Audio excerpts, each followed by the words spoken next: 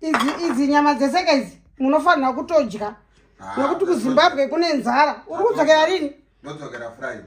Manje kana udzokera Friday unofanira kutodya. Zvese zvipana pakuita mahwani kuZimbabwe kune nzara. Aiwa ndakabvako. Aiwa zvowatora hazvina kukwana. Aiwa gogo ndatora ime nyama iyi. Ichiyo. Iyi fishi. Apa watora chicken handiti. Rega ndikutorere zvimwe.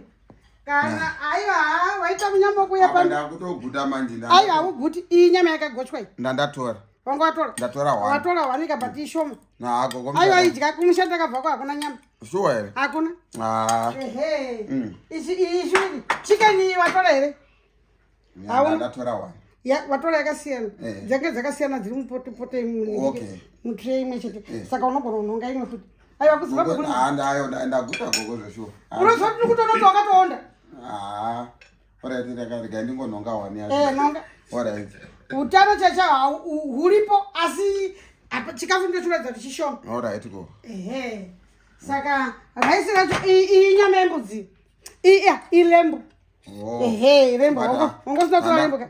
Lembu ndansina kutora. Tora mwanangu aiwa kudya chaiko ndiko toda kuti zvitofambirana. Chimwe chiko futi.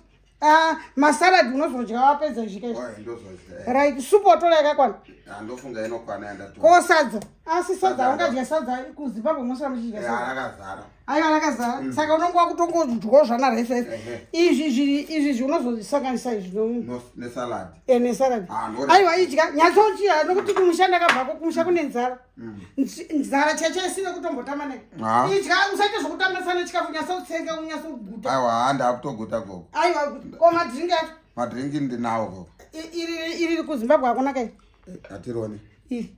Ende riri raiti futi rino ndere utano futi. Ndere utano iri ndori dai. Unoida iri unogona kuzotesta ndoro muno. Iri unogona kuzotesta ndoro muno. Iri ndoro kuZimbabwe. Aiwa iri visa iri gogo. Aiwa kuZimbabwe aiwa kuZimbabwe kana teta mistake yekukupa kuti ungadye zvomabva. Visa iroro gogo. Asi pane rimwe futi inonzi orange asi iri yomuno maisi kuZimbabwe iyi. Unoifarira? Ndingoyi andisanda kamboino. Aiwa kana usina kana waguta akoka unogona kutakura unozonodyira kuhotera nekuti chokwadi unozodemba kuti denda takura. Alright gogo.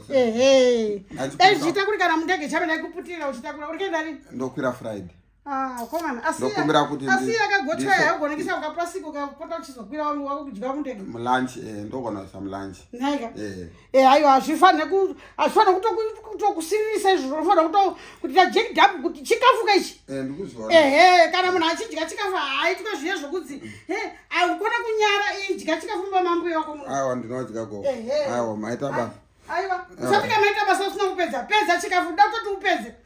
Ndopedza. Ururedza kuti uri healthy miri wako wakasimba si wakatoonda nokushaya chikafu chako chokuguta chekudya chacho chinogutisa.